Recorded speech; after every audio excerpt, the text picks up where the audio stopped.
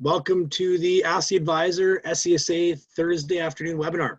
My name is Justin Brooks, Safety Advisor for the SCSA, and I'll be acting as the moderator for today's webinar. I just want to take a moment just to discuss a few things before we get going. This webinar is being recorded and it'll be available for later viewing on Facebook and our YouTube channel. So if you're not following our social media accounts, make sure that after this webinar, you give this video a like and a share and follow our pages to keep up to date on safety in Saskatchewan. Today we have kind of a different type of webinar. We'll be focusing on safety at home and play for the summer. So without wasting any time, because we got a lot to go through today, let's introduce our presenters. Hi, I'll start here. Steve Waldbar, Safety Advisor out of the Regina office. My region is right currently the south of the number 1. Give me a call. You can reach us on our SCSA online site. Perfect, thanks, Steve. I'm Curtis Prod, Safety Advisor / Auditor with the SCSA. Yeah, been here 3 years and then loving it. My name's Kieran. I work out of the Saskatoon office. I deal with quite a number of regions, Saskatoon, Prince Albert now, as well as east and west of Saskatoon. Perfect. Thank you, gentlemen. All right, so what we'll be doing is each person will be acting as basically a presenter today on different topics. So because I'm the one talking right now, I'm just going to go first. So I will share my screen up here with you guys, and let's hope this works for me. All right, slideshow. So I'm going to be doing mine today on water safety. Just going to get this out of the way here. Perfect. All right, so we're going to go through some planning and statistics here for you guys. So summer is finally here, and I'm not sure there's anything better than a day at the beach or swimming pool. But much like a job site, there are hazards to prepare for and precautions to take before getting out there and enjoying some water and sun. So let's just take a few minutes and discuss some general water safety. So one of the best ways to control hazards at work or at play is to establish and enforce rules and safe behaviors. Here are some ways to get you started. So the first one is depth. So making sure that you're entering the water feet first. This is absolutely for your safety. Don't go into water from heights unless it's marked and safe to do so. Bridges and boats should not be used for diving. Presence of mind, always swim sober. And then when supervising others, ensure you are not the only one that's sober. So making sure that you're not reading or using a cell phone. Basically what I'm saying is the swimmers that are being supervised should have all of your attention. So, making sure that you're have a good presence of mind. And then when boating or swimming, make sure you're doing so with someone else. Make sure that you can see each other at all times. It's absolutely imperative to always swim with a buddy, boat with a buddy. There's a lot of fatalities that happen when people are going by themselves. So if you can't read this, it's a little difficult to see even on my screen, and it's right in front of me here. This is from the World Health Organization, and this is the Global Report on Drowning. So I'll just read through some of these facts with you guys here. So there's 372,000 people die every year from drowning. Over half of all drowning deaths are among those aged under 25 years old. Males are twice as likely to drown as females.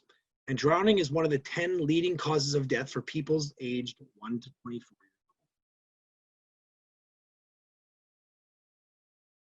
So these are some stats. I wasn't able to find a whole lot of stats from the last few years that were available. But some Canadian stats coming right from 1993 to 2014 show that Canadian drowning stats have decreased over the last 25 years, although they're still high. Water education has caused a downshift in drownings, which proves how important it is to be water competent. So let's talk a little bit about that. So water competency is a way of improving water safety for yourself and those around you through avoiding common dangers, developing fundamental water safety skills to make you safer in and around the water, and knowing how to prevent and respond to drowning emergencies. Water competency has 3 main components: water smarts, swimming skills, and helping others.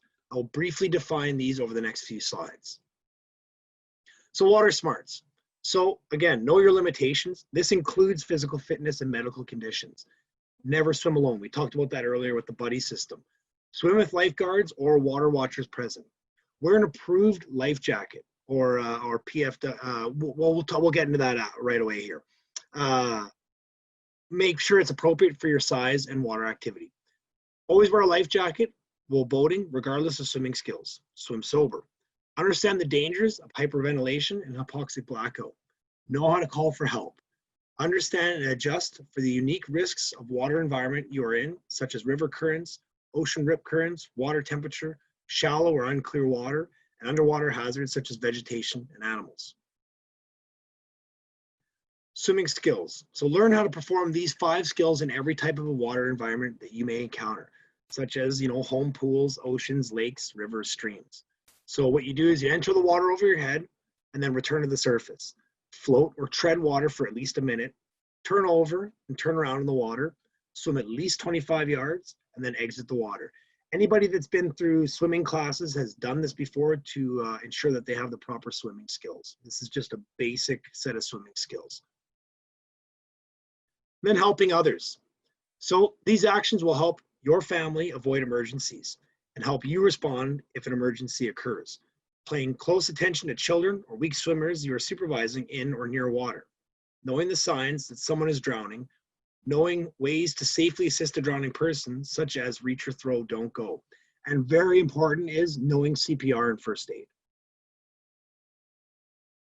So when we look at our SASC rates, we kind of talked about some of the rates in Canada here. These are more Saskatchewan-driven rates. So looking at the last 5 years of data comparing 2005 to 09 and then 2010 to 14, the average water-related fatality rate has increased by 41% over the previous 5-year period. The average drowning rate for 2010 to 14 was 2.4 per 100,000 population. This is up from 1.7 in 2005 to 09. The rate is higher than the national average of 1.4 per 100,000. A total of 128 unintentional water-related fatalities occurred in Saskatchewan waters between 2010 and 2014. Consistent with previous years, the vast majority, so 83% of Saskatchewan drowning deaths occurred among males. This is consistent with the national trends. Approximately 8 of 10 Canadian drowning victims were male. Between 10 and 14, the average water-related fatality rates for males in Saskatchewan was 3.9 per 100,000 population, compared to 0.8 for females. By age, the highest drowning rates in Saskatchewan continue to be found among young adults 20 to 24 years old. This is 3.8 per 100,000. And older adults, 70 to 74, 5.2 per 100,000. Young adults are a common high-risk age group for drowning in many provinces. The water-related fatality rate for 20 to 24-year-olds, particularly high in Saskatchewan, and double the national average for that age group. The drowning rate among children under the age of 5 in Saskatchewan was also higher than most provinces. In 2010 to 14 period, the average water-related fatality rate for children under 5 was 1.7 per 100,000, compared to a national drowning rate of 1.1 per 100,000 in this age group. Unlike most other provinces where the majority of child drowning fatalities occur in private backyard pools, the most common sites for drowning among young children in Saskatchewan were lakes and bathtubs. So the where. Natural bodies of water continue to account for the largest proportion of drowning deaths in Saskatchewan in 2010 to 14. Lakes and ponds claim the greatest number of lives. Almost half of all water-related fatalities occurred in this setting. Fewer drowning deaths occurred in rivers and streams. In 2014, 10 people drowned in a lake or pond, which is 29%, and 10 drowned in a slough. Drowning fatalities in lifeguard-supervised settings continue to be rare. In 2010 to 14, less than 2% of drowning deaths in Saskatchewan occurred under lifeguard supervision. In 2010 to 14 period, water-related fatalities in Saskatchewan more commonly occurred in rural than urban, which was an 80-20%. Despite the fact that majority, 67% of the population, live in urban settings. This proportion is different from many other provinces where more drowning deaths occur in urban environments. By region, the greatest number of drowning deaths in 2014 occurred in La Ronge, 21%, followed by Saskatoon, 18%, and Prince Albert, 18%. This is by the time of year, so this is the when. By the time of year, the warmer months continue to account for the majority drowning deaths in Saskatchewan. Almost 3/4, 74% of water-related fatalities in 2010 to 14 period occurred in May through September.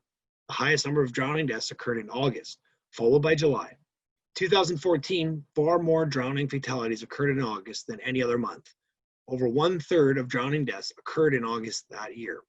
Approximately half the 2010 to 14 drowning deaths occurred on the weekend, Friday, Saturday, or Sunday. Sunday was by far the most common day when drowning deaths occurred in Saskatchewan. 31 water-related fatalities occurred on a Sunday. In 2014, however, more drowning deaths occurred on a Tuesday and Wednesday, both 21% than any other day. Consistent with previous years, daily living incidents, 49%, accounted for a high proportion of drowning fatalities in Saskatchewan. Once again, over half of these deaths occurred during motor vehicle travel.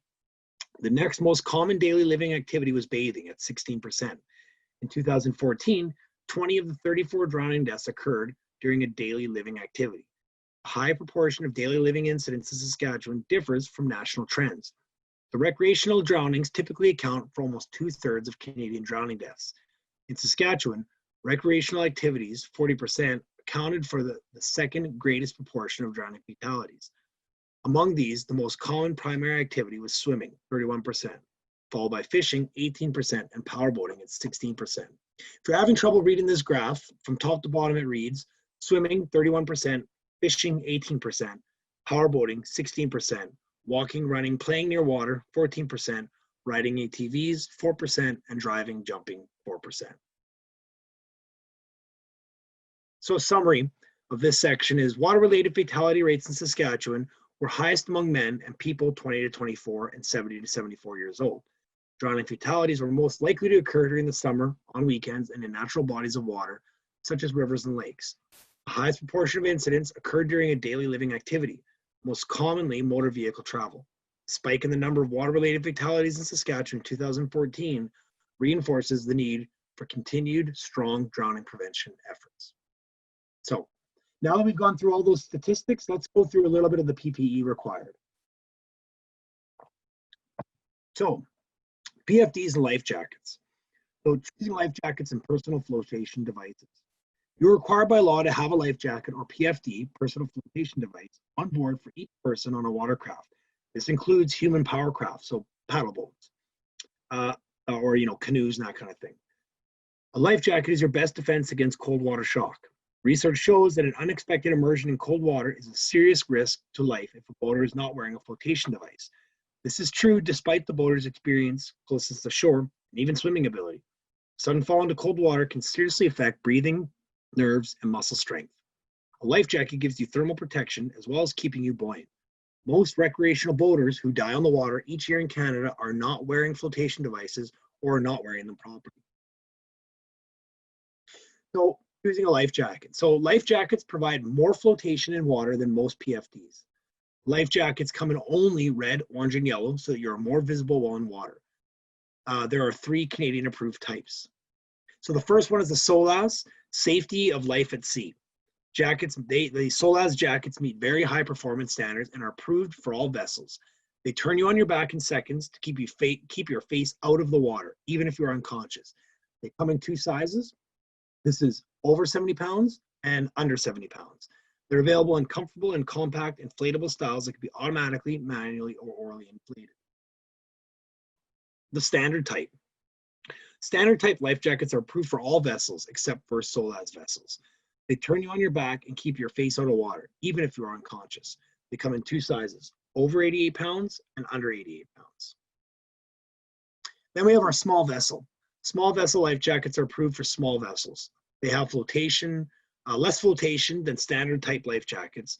They turn you on your back, but they may do more slowly, but may do so more slowly, and they come in 2 models. This is keyhole and vest. And they also come in 3 different sizes. So then when we look at personal flotation devices, these come in a lot of different types, sizes, and colors. Not all are red, orange, and yellow, but it's a good idea to choose these colors because you'll be more visible in the water. Choose a PFD based on your needs and your activity. If you're operating at high speeds, look for a PFD with 3 or more chest belts for security. If you're operating in cold water, so less than 15 degrees Celsius, choose a PFD with thermal protection. There are pros and cons to choosing a PFD over a life jacket. PFD may be more comfortable because it's designed for constant wear. It's lighter, less bulky, and may be designed for specific sport activities. They usually offer less flotation than a life jacket. They have limited capability to turn you in the water, usually offers less thermal protection than a life jacket, and if inflatable, must be used and maintained correctly in order to work. If you choose an inflatable PFD, check with your boating activities and that they are approved under the small vessel regulations. Inflatable PFDs are prohibited for people who are under 16 years of age who weigh under 36.3 kilograms, so 80 pounds. Operators of personal watercraft inflatable PFDs, those come in two styles, which are the vest type and the pouch type. We won't get into those because that's something that you can more or less research on your own. We just wanted to make sure that you knew the difference between the two. So when it comes to use and care, treat your flotation device as an investment and take good care of it. Devices that are ripped or in poor condition are not considered approved. Life-saving equipment should never be kneeled on, sat on, or used as a fender for your boat. Follow these tips. Check its buoyancy regularly by wading out to waist-deep water and bending at your knees to see how well you float. Ensure your straps, buckles, zippers are clean and in good working order. Tug on the straps to ensure they're all well attached with no sign of wear. Dry your device in open air and avoid direct heat sources. Store it in a dry, well-ventilated, easily accessible place. Do not dry clean. Use mild soap and running water to clean. As this presentation comes to a close, I just want everyone to remember that although there are a lot of dangers when it comes to being in the water, it can also be enjoyed to a great degree. Just remember to establish and enforce rules surrounding supervision and play. Ensure all swimmers are deemed water competent, and wear a life jacket or personal flotation device when required. So, concludes my part of the presentation here. When I was a kid, if anybody remembers the wild slides in Regina, I was maybe 5 or 6 years old, and I was bumped into a pool that was well beyond my capabilities. There's tons of people around, and actually a lifeguard ended up pulling me out of the water, and that was the start of my swimming lessons as a kid. That's when I started taking swimming lessons. I was probably 4 or 5 years old. Parents just turned their back for a second to look for my older brother, who was just, all over the place. He was probably about 10 or 11 years old, so he was running all over the map, and I ended up falling in the pool, and they lost sight of me, right? So it's really important that these rules are followed, and that the constant supervision is absolutely key, because it just takes a few seconds for someone to drown. Yeah, absolutely, Justin. And I think a lot of things that one of the aspects of water safety in Saskatchewan that's potentially overlooked, in my point of view, is docks. We just take for granted our feet are on stable ground and we're going to be okay. But all it takes is that little slip or that fall and you're in water, whereas, typically you slip and fall and you're going to hit the ground. Whereas this, you could be in water. And if you don't know how to swim or don't have that flotation device on, it could be very bad. A couple summers ago, me and my wife and my little guy were sitting on a dock, and she had her feet in the water, and he would have been 4 or 5 years old, and she had her feet in the water. And we're very aware of water safety. We got lake lots and everything like that. We're always at the lake. So she had him by her, and he actually went to put his feet in the water, and we didn't really notice, and before we knew it, he put his feet down and he was at the edge, and he actually slipped right down into the water, just went right under. And Yep. and we could see him he was under the water like this, and I tell you, that's scary. That's not a fun thing. So now they're on docks or anything, they got life jackets on. Yeah. So that's great presentation. Yeah. Awesome. Thank you. I agree. That's a great, it's funny, Curtis and Justin, everybody seems to have a backstory as to why they get into safety or why they start wearing something. So try to use our stories, if you don't have one of your own, as a reason to actually implement that life jacket, because it's that can't happen to me philosophy. Don't make it too late, right? Like, it's good to have those examples. And I always tell that to my own son. Every year it's a fight. He's 11. He considers himself a super strong swimmer. And every year I said, no, you're taking swimming lessons, right? Like, I don't mind, when we're out on the raft, I'll give you a little bit of freedom, but you have to take swimming lessons. There's an example last year of a cousin of mine was saved by a swimmer that was just strong enough to save her, but not himself. So she made it, he didn't. And I always preach that story to him as being a strong enough swimmer. And then, you know, when we're out swimming and somebody lose sight of you, lake water can be murky. It's not like pool water where you can see 10 feet down. So yeah, we all have stories, and yeah, I think great presentation, Justin. Yeah, absolutely. Yeah, you know, you said that can't happen to me. I always tell everybody thinks the ultimate song for safety is Safety Dance, but I think it's Charlie Major's Can't Happen to Me. Yeah. Right. That's the ultimate in safety song. So, yeah, that's thanks for the insight, guys. So yeah. Who wants to go next? I can go next. It Sure. kind of goes follows along a little bit with your being out in the lakes and pools and things like that. Those outdoor outdoor doings that you do, right, as families and as friends. So yeah, so my presentation I'll be doing is actually on outdoor safety. So let me just share my screen here. Okay, so I'll be doing a quick little presentation on outdoor safety and just a few aspects that we want to keep in mind when we're heading out for those outdoor adventures, whether it be you know, going to the park with your family and your kids, or if you're going out for those outdoor hikes, remote hiking or backpacking or camping or whatever it might be. So when we're looking at planning those trips and whatnot, a few key things that we want to keep in mind are our destination and our weather. So a lot of times when we're heading out into the forest or heading out into remote areas that we're not really used to, there's a whole different category of hazard associated with that. So with those plans, we want to make sure that we're pre-planning so we can have the best possible outcome for the trip. So one thing we're going to want to look at is our destination. Where are we going, and what is the weather going to be like? So it's a good concept to start looking at the weather a couple weeks before you head out into the forest or you head out to those remote areas. Even going as far as taking a printout of that week's weather or that weekend's weather and having it with you, even if you don't have cell service, just so you can better be prepared for that weather and where you're going. Next thing we're going to look at is pre-planning. So I don't know about anybody else, but I'm famous for remembering something, or, oh yeah, I need to do this, I need to bring that, and not putting pen to paper. And before you know it, you get out and you forgot that pair of socks that you needed, or you forget your hat or sunscreen or whatever. So taking the time and developing a list of things that you commonly bring with you really can be very crucial to not forgetting anything. If you need, you can go on Google and the internet and search up pre-plan trip lists and stuff. They do have things ready and made for you. And then you can edit those as you need. But like I said, having this set up and ready, and even carrying this list over each time you go on a trip, just so you're not having to reinvent the wheel every trip, having that list ready and available and sharing it with everybody is it's important. So with that list, obviously with any trip, whether you're going to Walmart or you're going up to, I don't know, far north Saskatchewan, first aid kits are going to be very, very, very important. You never know when you're going to need them, and hopefully you never have to use them.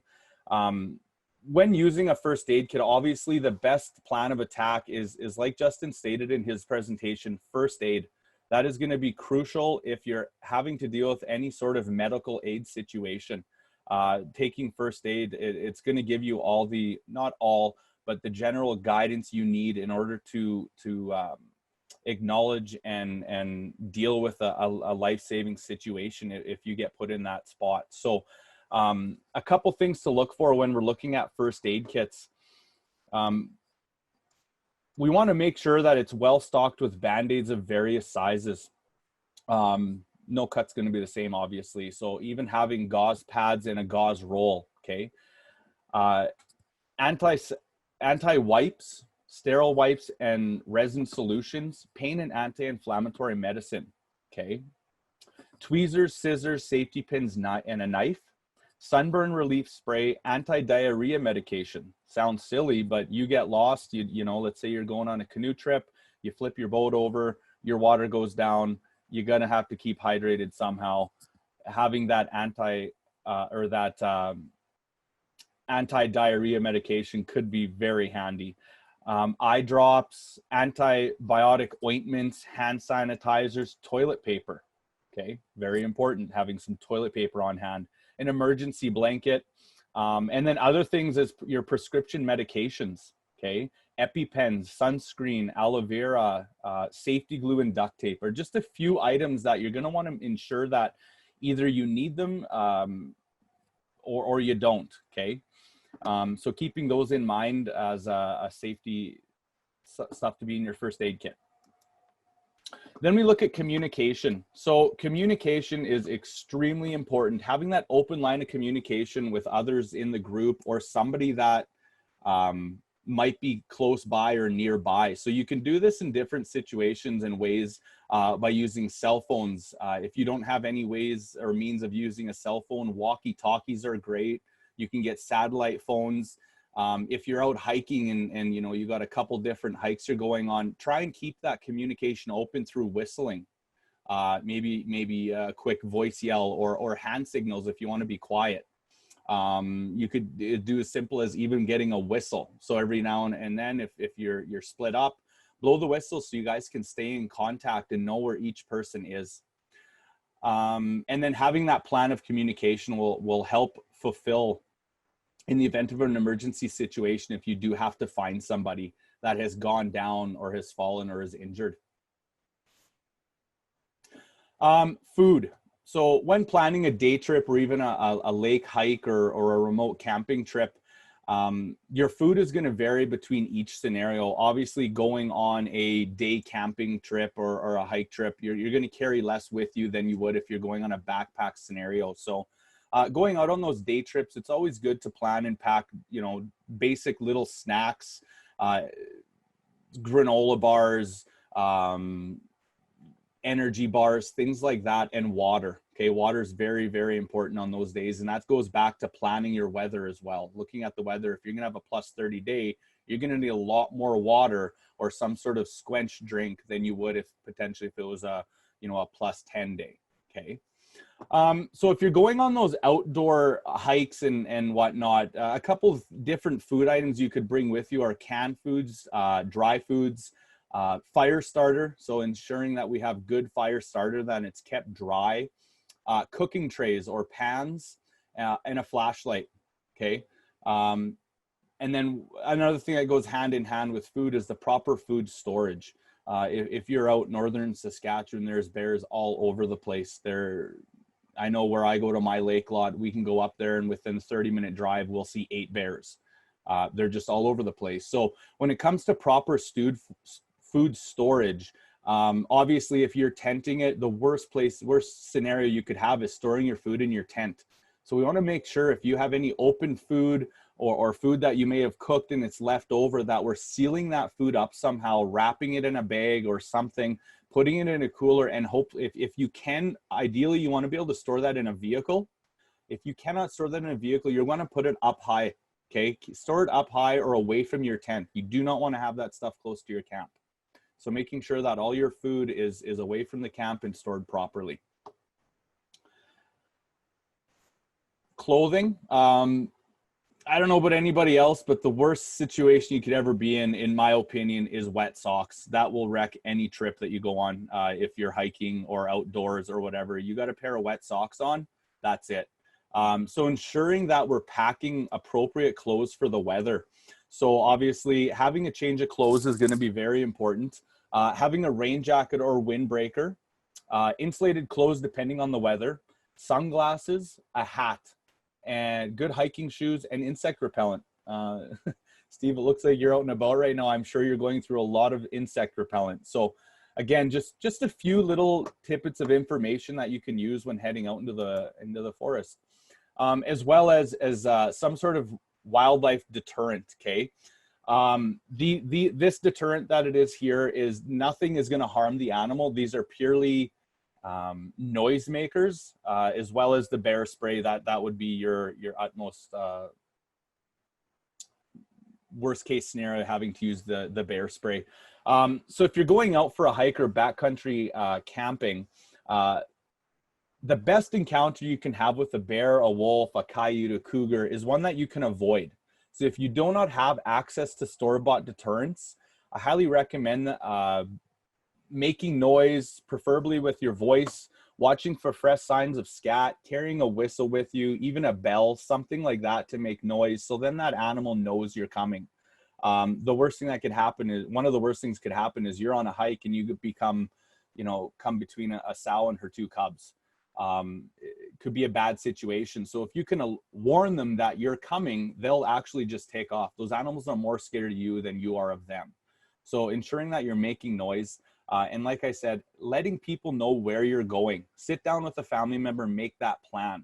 Okay, I'm going to be at this time, at this place. I will call you at this time. And ensuring that you're keeping that communication open.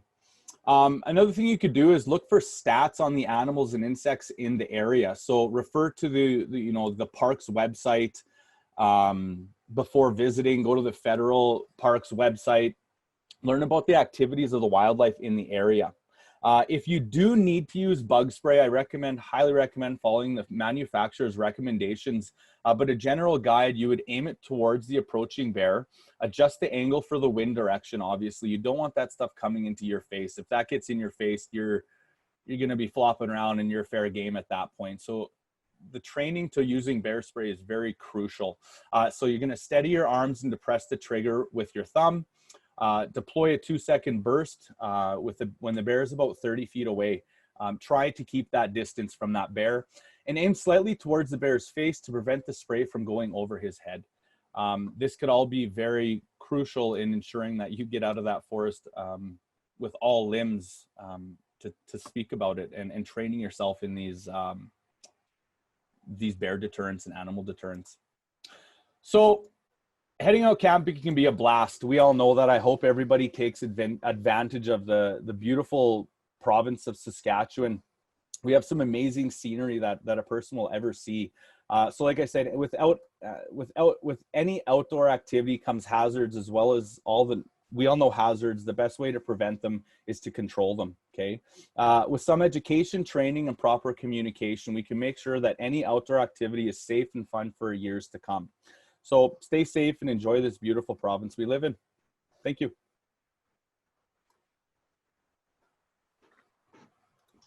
Awesome. Thank you. That was really good. I mean, and you're not wrong, man. I've seen the effects. I've seen people in the military, the effects of wet socks and not taking care of your feet. And a buddy of mine, a lot of long forced marches and wet feet, and his feet basically turned purple and blue. Mm-hmm. He was so close to having genuine trench foot just by not taking care of his feet. It was the worst. And, it started peeling, and it was just, then he's having to make sure his socks are changed, and other little things like foot powder, just having foot powder to really take care of those feet. I have bottles of it that I take with me. Because, just the powder and dust off your feet properly. But yeah, you hit the nail on the head there with protecting yourself from the animals and having that sunscreen. And it really depends, because there's a big difference between if you're humping all the gear on your back, or if you've got a nice campsite. Are you way up north, or are you an hour out of the city? Some of these dangers are still there, but at the end of the day, sun is the sun, thirst is thirst, clothing is clothing. I mean, it doesn't matter how far you go. The only difference is, I guess, is can you drive back to get stuff you need? You know what I mean? Yeah. But that preparation, making that list, I'm notorious for making lists. I make list upon lists, and then I type the list out and let it just marinate in my head to try and plan it, and I still forget something every time. Every single time I forget something, right? So, yeah, it just absolutely, that preparation is absolutely key. Yeah. The other thing there, Curtis, is you're talking about allergy medications, and the most recent camping trip I went on, my brother-in-law's dog actually had an allergic reaction. So they had to drive all the way back to Prince Albert from Narrow Hill, so another hour and a bit drive at whatever midnight to get Benadryl, because you can give that to dogs as well as yourself. So if you have furry friends, make sure that you're prepared for them as well, because you got to think of them too. Absolutely, that's a good point. Yep. And talking about driving and getting everywhere, I have a presentation prepped for driving safely and getting to the destination, so we'll jump right into that. Okay, So I called this presentation Saskatchewan Road Safety. So we're going to jump headfirst into some statistics here. So every year we have a range of different statistics given to us to show what's been occurring on the roads. It gives us a good indicator of what's happening in our province, what things are going on, what tickets are issued, if people are being safe. We can look at trends, monitor stuff. So it gives us a really good idea of what's the problem at the moment. So one of the biggest things about driving, and it's been a concern for years, is impaired driving. So whether that be alcohol, drugs, prescription drugs, different combinations of prescription drugs that by themselves wouldn't be bad, but together they might have some sort of effect on you. So in Saskatchewan, impaired driving has been a problem for years. So in 2018, there were 739 traffic collisions involving an impaired driver. So among those, there were 359 injuries ranging from minor to extremely severe, as well as adding to that total, there was 43 fatalities. So it's pretty significant that these collisions account for 9% of total traffic injuries, but 33% of the fatalities. So a lot of these collisions happen at high speeds on the highway. There's a definite need for safety on the roads in Saskatchewan. Always remember to pick a designated driver, call a cab. If you don't have any of those options, you can't ride the bus, make sure that you know somebody in your family. Or if you can't provide any of those things, stay in.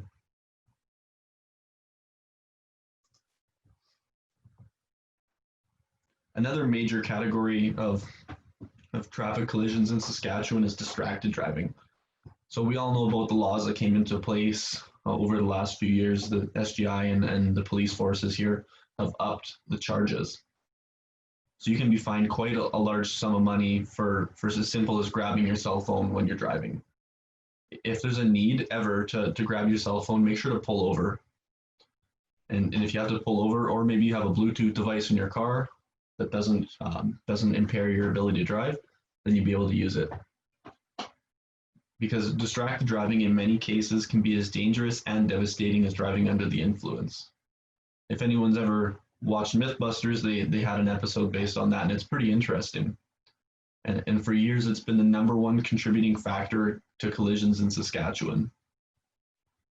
So in the last, from 2014 to 2018, so the last 5 years of SGI statistics, distracted driving was a top contributor to collisions where people are hurt and killed. So on average, 31 people have lost their lives in the last 5 years, and 892 people have been hurt every year within those 5 years. So it's extremely important to make sure that when you're driving to the lake, you're not on your cell phone. If you have to use it, absolutely have to, make sure to pull over again. So we're just going to jump straight into tips for driving safely. It's not something that stays at work. Like, this whole presentation is to show that safety goes home with us. It's something that we have to think about in every situation, and we almost have to do somewhat of a hazard assessment in our heads before we leave. Not formal, but think about what can happen and think about how to avoid it. Because going to work, going to the grocery store, and heading to the lake, they all have different hazards, potentially on the highways with animals, like different things, as well as other drivers.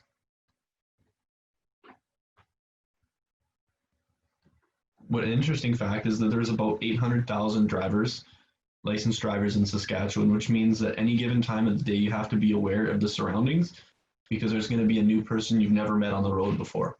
And potentially they're inexperienced, incompetent, or impaired, or on their cell phone. So you have to be sure at all times that you are focused on the road. Take this moment to talk about construction zones. So in Saskatchewan summers, you might notice that construction zones are there almost year-round in that sense. So slowing down is imperative to ensuring the worker safety in those zones. According to SGI, the chance of being killed in a collision at 80 kilometers is 2 times higher than if you were traveling at 64 kilometers per hour. When a vehicle crashes at a speed above 80, the chance of death is more than 50% higher. In most cases, a pedestrian hit by a vehicle traveling 40 kilometers an hour or less will survive, but they will die if you're traveling more than 60. So 60, that's why they have that speed limit imposed, especially when you're passing construction zones and when you're passing emergency vehicles. So in short, speeding through the zones may seem convenient, especially if you don't see people working, but it is the law and we have to make sure that we follow it. Another quick tip, when we're driving on the highway, sometimes we get a little bit close when the person in front of us is driving a bit slower on the highway. So the best way to avoid coming too close to that bumper and tailgating is what it's known as, is using the 3-second rule. So as you're driving, you watch them, and as they pass a landmark of your choosing, you count 3 seconds. And if you're within those 3 seconds, you're probably too close to the vehicle. This will account for how fast you're going on the different roads. And in the wintertime, you want to make sure it's a 4-second traveling to account for that ice. Traffic spacing, another important one. So, and most times during the day, we'll notice that if we look out our mirrors or out our windows, we'll see people directly beside us or directly in our blind spot. So you can help be part of the solution by staying at other people's blind spots when you're traveling the same speed. So you want to allow for a cushion so that if they have to make a sudden maneuver, then they have space. As well as the 3-second rule, if you're following that as well, the car in front of you, if they slam on the brakes, you'll have time to stop. And you won't be looking at a big charge for your insurance.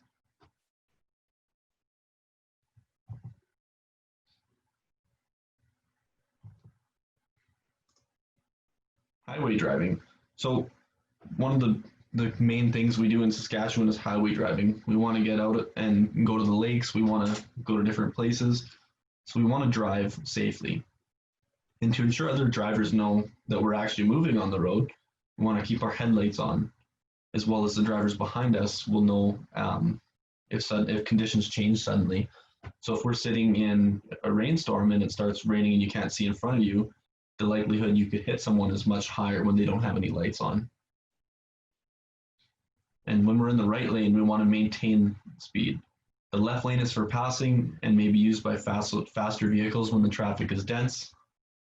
And when we're looking ahead, we want to look about 12 seconds down the road so that we have any advance notice of vehicles, slow vehicles crossing, bigger vehicles, as well as animals and different other road hazards. And in Saskatchewan, because we have such questionable weather from time to time, when the driving conditions are not ideal, we should slow down to be able to maintain safe travel. And whether it's a single lane, double divided, or a larger freeway, we want to make sure that if we pass somebody, we give them enough space after we're done passing them. All too often, a car will cut in front over the left and pull right in front of you within that 3 seconds. And if they were to slam on their brakes, you'd hit them. And that could be a potentially deadly collision. So ensuring that if they do cut close, you use your brakes and we don't get road rage. But if we're the driver in the other situation, ensuring we travel up 5 seconds down the highway and cut into the lane after that so everyone has enough space, we'll maintain our safe distances.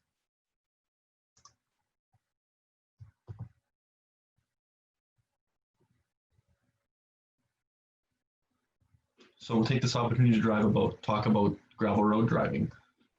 So we want to make sure that we drive at a speed suited to these conditions. This means drive slowly on a gravel road. When you exit from a provincial highway, slow down, keep your eyes up. You're going to need all the advance notice you can get because there's hills and different changes in altitudes. So you want to make sure that we're watching the horizon so we can be certain if there's a vehicle oncoming. Because as you know, it's safe to drive in the middle of the gravel road as you could be drifted to the side or grabbed by a rut. So you want to make sure that the speed and the road quality matches. If we see someone in front of us with a dust cloud, it's best not to approach them, stay out of their dust cloud. If you have to pull over and wait a few minutes so you don't keep catching up to them and stay in the safe area, that's the best practice there. As well as always driving with your headlights on so that people are aware that you're behind them so they can move over, slow down if you need to pass them. And oftentimes you're going to meet other vehicles, large farm trucks, tractors, different things.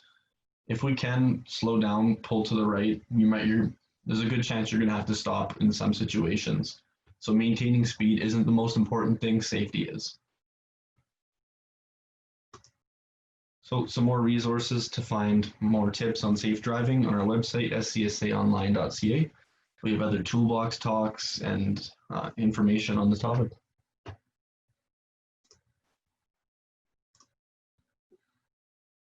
And that sums up my presentation there. Awesome. Thanks, Kieran.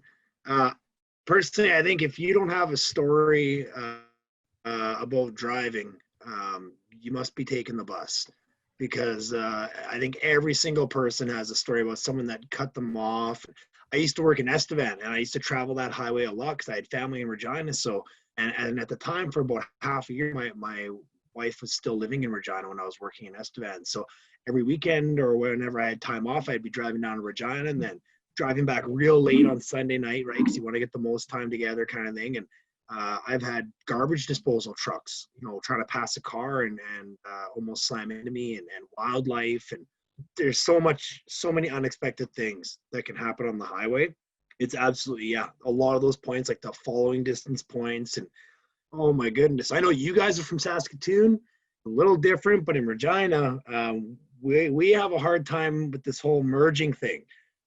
So that whole little bit of information, it can be difficult for a lot of people, and it can be scary for a lot of people too. Absolutely. The thing about driving is you can make a presentation 15 hours long about all the safe driving tips. There's so many different things and so many technicalities that when we drive, we don't think about, and it becomes a second nature to us. In a sense, we almost get complacent when we talk about it.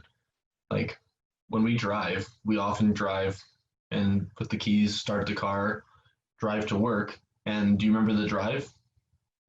Not almost every time, right? So we get into a daydream state, especially if we're doing early days. So another key thing to be aware of is how much sleep we gotten. There's studies that sleep deprivation is just as dangerous as distracted driving, as drinking and driving, as any of those things, just because your brain isn't functioning at 100%. So absolutely. Yeah, no, and that's exactly it. You're absolutely right. Like it's that presence of mind. Like when I was talking about the swimming thing, right? It's having that presence of mind and that mind on task to say you're driving, thousands of pounds of steel right now. I mean, this is a machine that can possibly end someone's life. So it absolutely deserves your utmost attention and respect. So we've got about 11 minutes-ish left. So we're going to wrap things up here. I got a bit of a story on the roads too, Kieran, because you really hit home. I'm glad you touched base on every type of road, because I'm out in my region right now, and right now all the roads are paved and they're great. So when we decide to come out to our region, it's a quick 2-hour drive. And in Saskatchewan, everyone knows 2 hours is actually fairly quick. There's a lot of empty space between towns, but there was a time when we first started coming out here, back out here, where it was divided highway, then it was pothole area. So then we would avoid it by taking grid roads. There was farm equipment that we had to wait behind, whether it's a combine or something. So dust, every type. And again, you can feel impatient because you just want to get to where you're going a little bit. But the saying in driving is there's two types of weather. There's winter weather, and then there's construction season, right? Those are your two seasons when it comes to roads. So you have to be patient. There's only so many days of the year that these guys can get our roads better. And I don't know if this is actually a true statistic, but I like to say it because it's fairly believable, is that per capita, we have more miles of roads than anywhere, right? I mean, and if you talk grid roads and dirt roads, every type of road in Saskatchewan, and given our population, to maintain all that, you're either complaining about potholes or you're complaining about construction, right? But once they're done, once that construction's done, it's nice. So be patient. Those guys are out there actually doing us a service, not a disservice. So just think in terms of that. These guys got a family to go home to. They want to go to the lake after work just as much as you do. So yeah, just be mindful of that, and play some car games with your kids. That's what we always do, and it's the road rage disappears, and you're going to get there eventually, and cool down and enjoy wherever you're going. And you're right, Steve. We do have the most amount of roads. We have consist of over 250,000 kilometers of roads, which is the highest length of road service compared to any other Canadian province, which 97% are gravel and the rest asphalt.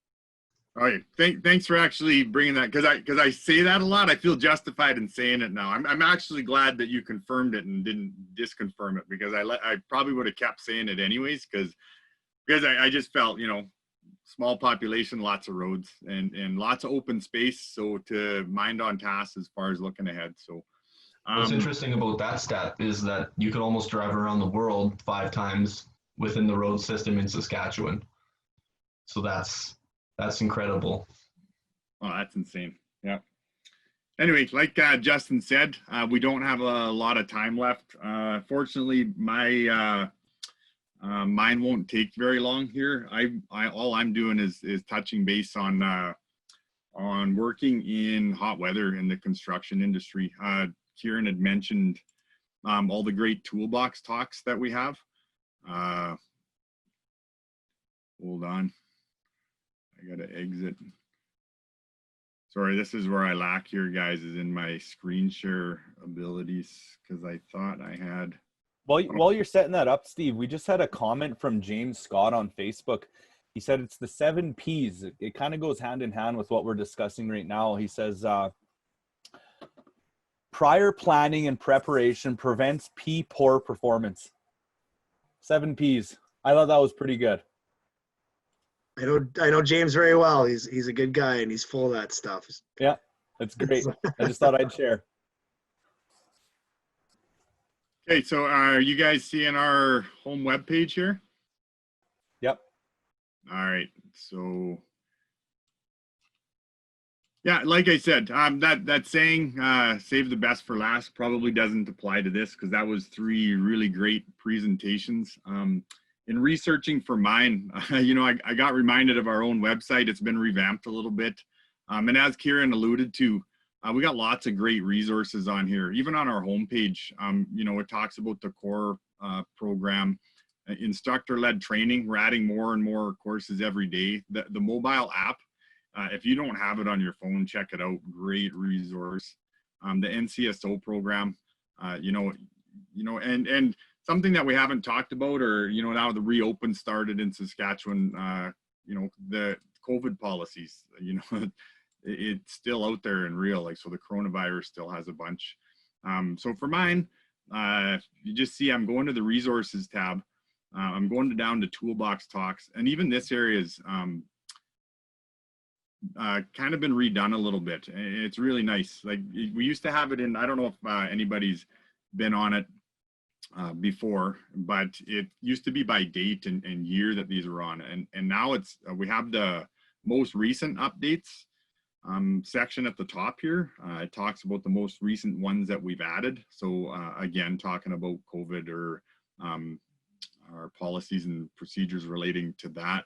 And then it goes alphabetical here. So if you're looking for any type of safety talk for your company, this is the place to go. Easy to find. And this is kind of what drew me to my presentation.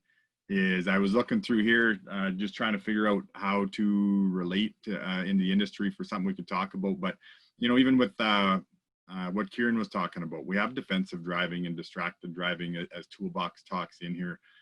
Going with what Curtis was talking about, we have bug protection. So lots of these, these are geared up toolbox talks to the construction industry. They can apply to just everyday life and stuff as well. Eye protection I always use. It doesn't matter if you're on a, running a lawnmower or working at a construction site, you're going to want to protect your eyes. So just if you go through all these ideas and you're running out of ideas for your Monday morning toolbox talks with your crew, here it is. So I needed to actually scroll all the way down to S here. There was the summer weather hazards was what I was going to touch base on. I see we only got, you know what, we actually don't even necessarily have enough time to go through all of the stuff we're looking on here. So summer weather hazards, I'm going to actually just touch base. It's a little quicker than the other one I was going to address, which was working in hot weather. But I invite you guys to look through these. These are great topics. You know, hydrate, sunscreen, wear your long sleeve shirt, stay in the shade, that sort of thing. But for the summer weather hazards, I think it's a good topic because I think, you know, everybody that works for sure out in my region seems to have lightning and tornado in their emergency preparedness plans. So it's a great toolbox talk for your crew because it reminds them that you have a emergency preparedness, as well as reminds them of I guess, how to review your policies and procedures a little bit. So without further ado, we'll just glance through this. So every year in Canada, lightning can cause as many as 10 deaths and 164 injuries. You can avoid a tragedy like this by taking a few simple precautions. If you can hear thunder, you can get hit by lightning. Lightning often strikes outside of heavy rain and may occur more than 16 kilometers away from a storm. So again, if you hear it, then you're at risk of, so even like more often than not, you think the storm's passed, and that's when most incidences occur. So if you cannot find a sturdy, fully enclosed building with wiring and plumbing, get into a metal roof vehicle. Remain sheltered for at least 30 minutes after the last rumble of thunder. More than half of all lightning deaths happen after a storm appears to have passed. Direct strikes are responsible for only 5% of lightning related deaths and injuries. You know, you can have the ground current, which is set up when lightning hits the ground and then spreads out and sends a current through the victim. And then the side splash occurs when lightning hits a tall object, travels partway down, and then jumps to a nearby victim. You know, or you know, falling trees from that, from those occurrences, that sort of thing. First aid for lightning victims, they don't carry a charge, but they will be suffering from burns and shock. They will need medical attention. But you do want to be careful on that direct medical attention, just because of the burns and shock that are related with that. Now tornadoes, another big one. This is the main safety hazards, but we obviously have lots of wind and wind related issues in Saskatchewan, especially it seems this spring. Anyway, so Saskatchewan tornado typically runs May to August, which is pretty much where we're in. They're violently rotating columns of air, which can exhibit a high degree of variability in appearance. Don't try to outrun it. Stay safe. I'm going to jump to the preparedness and response because I see we're out of time. So be weather alert. Check for, I mean, we all have weather apps, I believe nowadays. Always stay cautious and vigilant for that. If you're caught outdoors with no shelter available, lie flat in a ditch, a ravine, or other low-lying area. Never try to outdrive a tornado. They can change direction very quickly. Watch out for flying glass and other debris. And tornado winds that find their way into a building through open doors can create huge internal pressures and greater damage. So on construction sites, you know, blocking those open ways are one of the first things, and holding down all your sheets and stuff should be crucial. Anyway, sorry I rushed through there. Again, check out our toolbox talks and inform your crew a little bit slower than I did.